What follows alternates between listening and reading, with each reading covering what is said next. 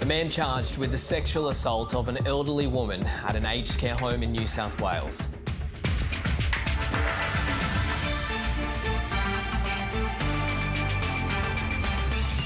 Also ahead, a man in custody over a fatal house fire in Hobart's north. 3 people dead after a commuter train crash in Indonesia. And Australia all out for 299 at the SCG as David Warner is reunited with his missing baggy green.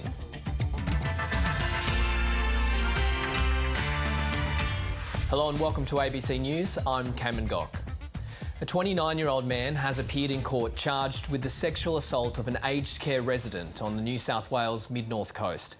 Police allege the man broke into the 76-year-old woman's room through a courtyard in the early hours of New Year's Day.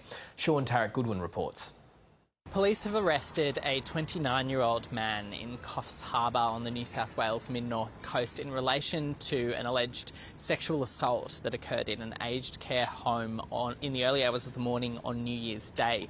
They arrested the 29-year-old man on the street in Coffs Harbour yesterday afternoon and released vision of that arrest, showing that they found him not wearing a shirt and took him into police custody. Now, that man has been charged with aggravated sexual assault and break and enter with intent.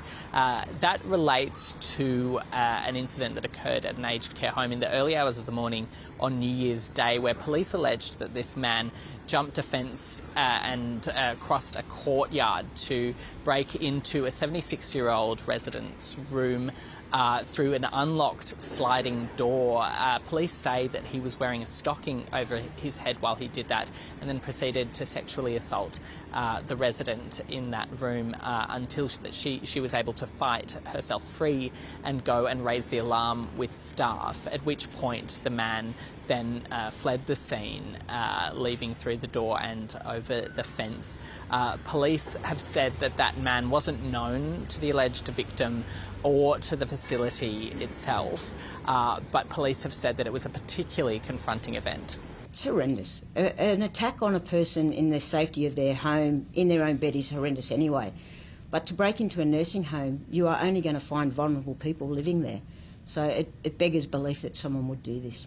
Now, police say that they were able to identify the man through matches to DNA samples taken at the scene, particularly around that fence, but they've also commended the alleged victim's cooperation with police and her information given to them so that they're able to do their jobs and able to locate that man who was arrested yesterday afternoon. The aged care facility itself has notified residents and their families. The ABC has seen an email that they sent to those residents and their families informing them of the event and saying that they've scaled up their security measures. Now, we understand they've undertaken a complete audit of their security and increased security staffing over the last week in light of that event, but police have spoken about the fact that they've been working with local aged care facilities in Coffs Harbour in the last week in light of this event to help them evaluate their security measures and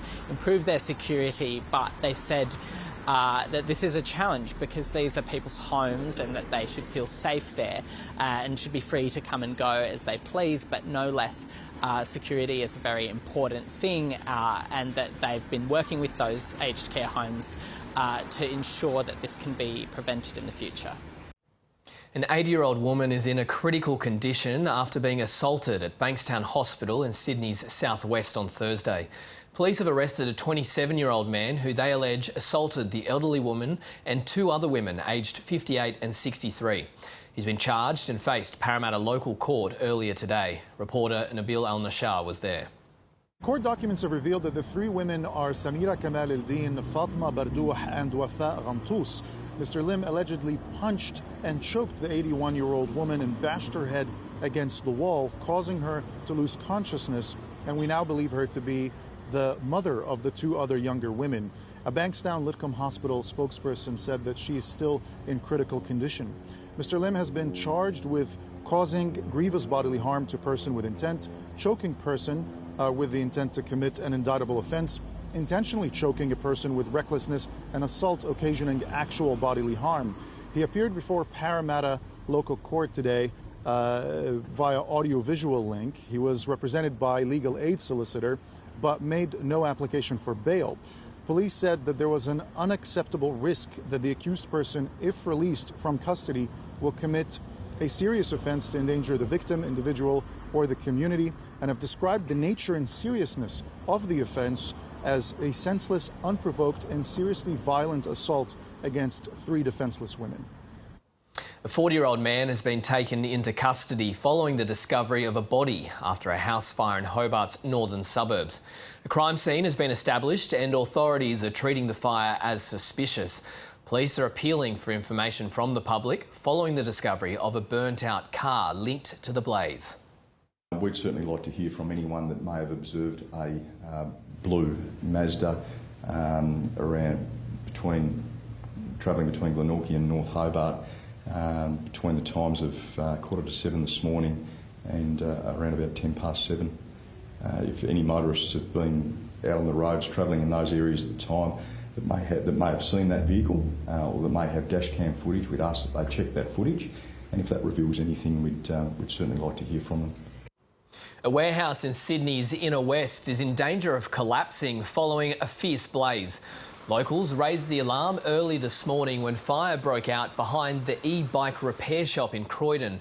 Structural engineers have been called in to assess the building with concern the walls will cave in. Several fire trucks and 2 aerial ladders were needed to put out the blaze as crews evacuated nearby residents. The guy who owns the place was on the street and he had just called the fire brigade, and within 5 minutes there were a couple of engines, but then you heard a few pops and then the whole place was on ablaze within minutes. Yeah, a bit crazy. It's like an explosion. It was an e-bike shop. I think they did some rentals and sales. But yeah, definitely pretty packed with e-bikes. Certainly could smell it. And then I went down to my local cafe, which is down there, and people said, yeah, there's a fire out here, so come up here to have a look. A multi-million-dollar recovery package has been developed to entice tourists back to far north Queensland following ex-tropical cyclone Jasper. Reduced airfares and accommodation are at the heart of the deal put together by the Queensland and federal governments. It'll see $5 million invested to help tourism operators get back on their feet. Airlines will offer low-cost fares directly to Cairns to help with the region's economic recovery. People will be able to fly from Brisbane for as little as $79 one way, but of course these discounts will also apply to Australians coming from right around the country. Cairns and the states far north are global tourism icons. They are fantastic places to visit. Almost $300 million in holiday bookings were lost in December alone due to the cyclone and subsequent flooding. Alan Wallish, who owns and operates a catamaran in Cairns, says the recovery package is a good first step for the region's tourism industry. It's about getting the message that we are open, that everything is pretty much back to normal up here in the tourism areas. So anything that encourages people to come up here, cheaper flights, funding for businesses to offset their costs, to get things moving. Look, all of that is very, very necessary and will continue to be necessary, I think, for a few more months to come. More Defence personnel have been called in to assist in the clean-up in southeast Queensland as crews hope to restore power to thousands of homes this weekend. Almost half of those properties are in Mount Tamborine, northwest of the Gold Coast. Michael Rennie reports. Well, I'm here on Mount Tamborine, and this morning we have just been looking around at some of the devastation from the Christmas Day storm that ripped through here, and the storms that ripped through after that as well. And you can just see the aftermath of that storm and the tornado that came through here. Just this home has had a tree just completely crash through the middle of it, and obviously the occupants aren't here at the moment, but I've been told by people who live in this street that it was pretty much like a war zone when they walked out here the next day after the storm had ripped through. They couldn't actually drive out of the street. You can just see the piles of debris that have been cleaned up, so they've done a magnificent job with that, but the power completely cut here, and indeed it's the similar story for most of the residents on Mount Tamborine. 3,400 people without power at the moment. 5,300 across southeast Queensland due to the storms that have come through here. So we know that yesterday there was over 1,000 Energex workers on the ground working as hard as they can to try and restore power.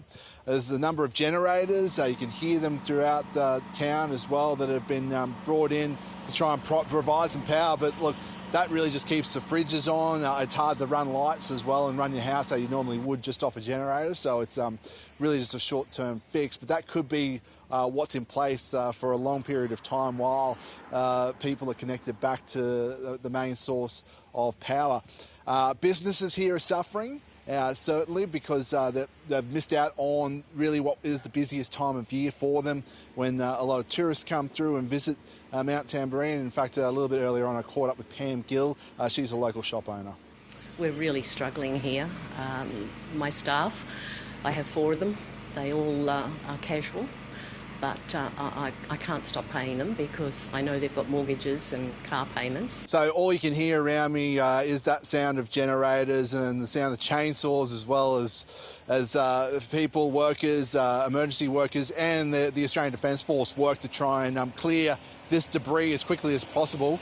You can see just one of the tree loppers coming past here this morning. They're hard at work trying to clear.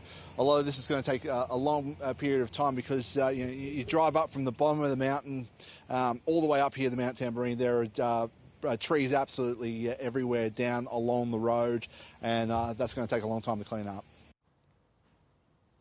To some breaking news, and a 37-year-old man has died in police custody in Queensland's Moreton Bay. Officers responded to reports of a disturbance at Beachmere, north of Brisbane, early this morning. A man was arrested and placed in the back of a police vehicle where officers say he began acting erratically. He was removed from the vehicle and taken to the Caboolture Hospital, where he was declared dead. The Ethical Standards team will investigate the incident. South Australia's Health Department will conduct an internal review into the death last week of a man who had waited more than 10 hours for an ambulance in Adelaide. Ethan Ricks reports. The SA Ambulance Service says on the night that 54-year-old man died, the service was experiencing extremely high 000 demand, while the Ambulance Employees Association says there was significant ramping across all of Adelaide's metropolitan hospitals. The union says that a 54-year-old man called 000 complaining about abdominal pain and vomiting, and was initially triaged as an urgent priority 5 case, which means an ambulance should have arrived within that hour. The ABC has been able to confirm the identity of that patient. His name is Eddie, and he was a disability client who was living at a care home in Hectorville. Now, SA Ambulance Service says they contacted Eddie at least 3 times throughout that 10-hour wait to check in on his condition, and when they learned that his condition started to deteriorate, they upgraded his case to priority 1, and crews were able to arrive within 4 minutes. But when they did arrive, unfortunately, Eddie had already died. Now, Lighthouse Disability, which runs the home, says they are deeply saddened by the death of Eddie. Meanwhile, the SA Ambulance Service has launched an internal review to find out exactly what the circumstances were around his death and the kind of pressure that the health system was under on that night. SA Health says it is doing all it can to reduce the number of hours that ambulances spent ramped outside of hospitals in South Australia. Meanwhile, they have released their recent ramping hours data, which shows that ramping decreased in December compared to November. But we have to remember that November was the worst ramping statistics that South Australia has ever recorded, and shows there's still a long way to go before this issue is fixed. More than 170 kilograms of cocaine has now washed up on beaches between Sydney and Newcastle, including one package found in Botany this week containing 39 bricks. A smaller package was retrieved from the water by lifeguards off North Bondi Beach on New Year's Day. Police issued a public warning on Christmas Eve when bricks of the illicit substance were discovered by beachgoers on the Central Coast and Sydney's northern beaches. They believe the shipment came off a cargo ship bound for Australia, and the bricks were pushed ashore by wild weather in Queensland.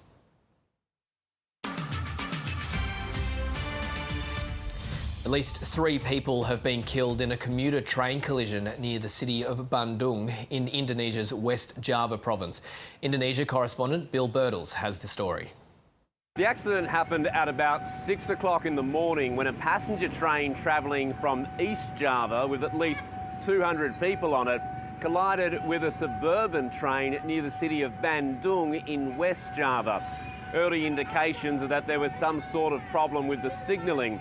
Now, images from the scene show the twisted wreckage of several carriages, including one that ended up in a rice paddy. Hundreds of local villagers have turned up to safely get the vast majority of those people off the trains.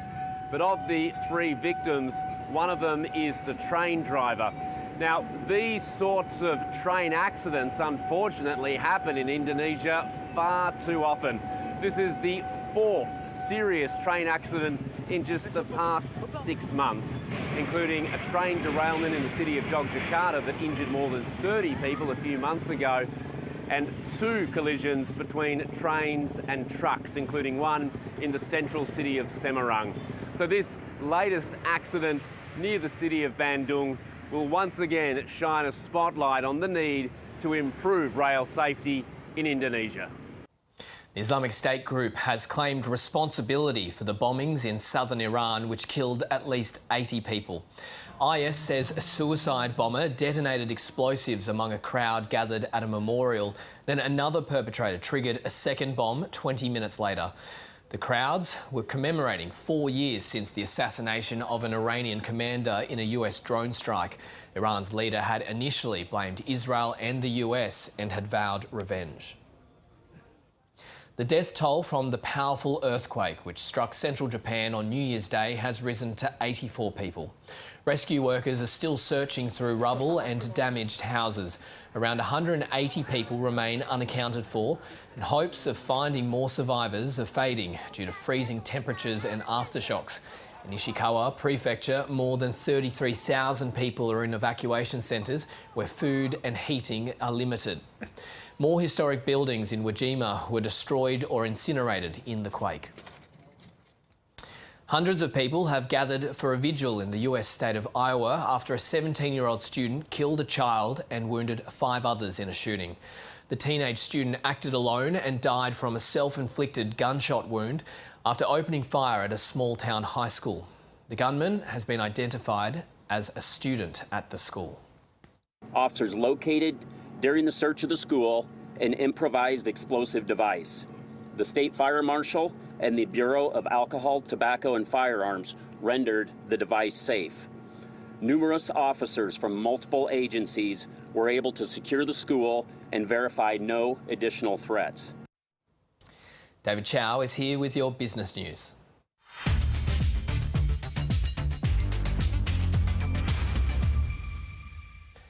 Well, it was a pretty subdued day for the share market as investors are in wait-and-see mode.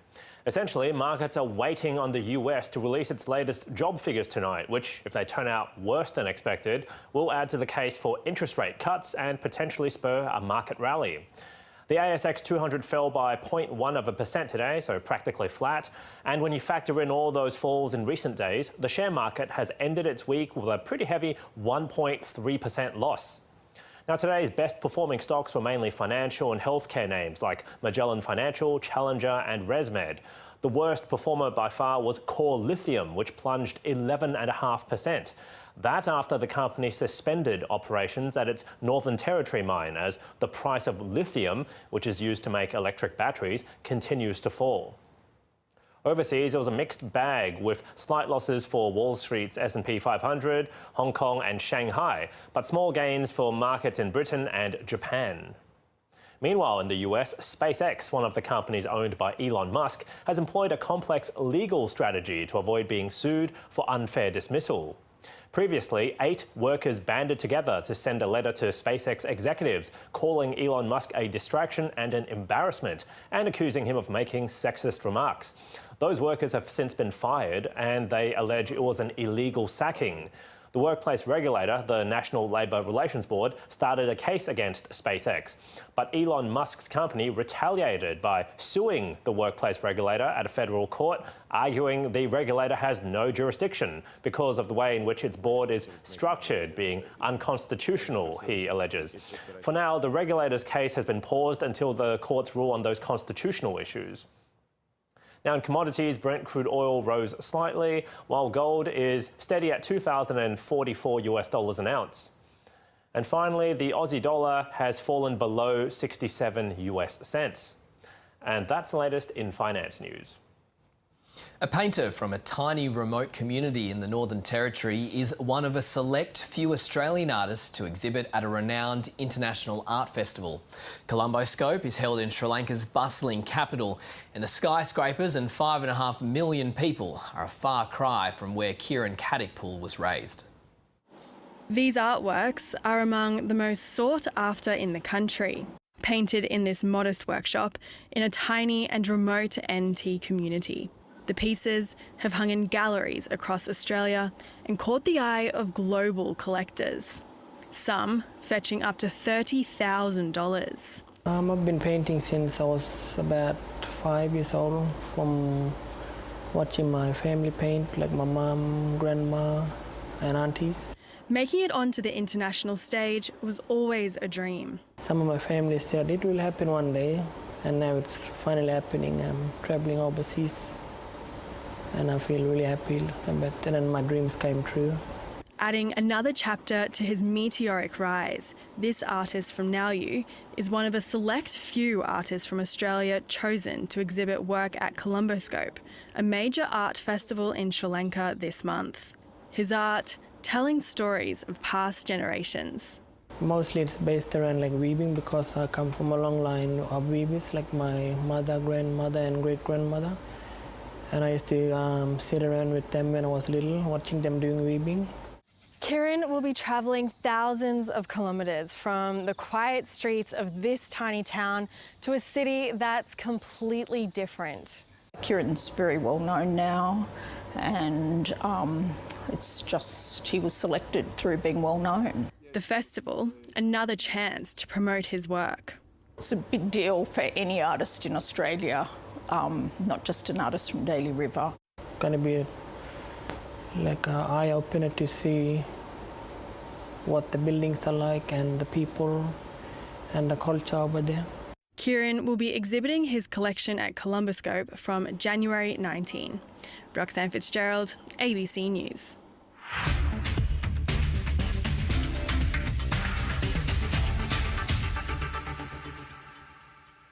The third and final test between Australia and Pakistan hangs in the balance after 3 days of play at the SCG.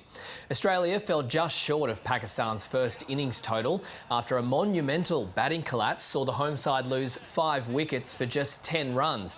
But the Aussie bowlers then struck back, removing 2 of Pakistan's batters early as the tourists attempt to set a match-winning total. A short time ago, Pakistan was 2 for 56, a lead of 70 runs.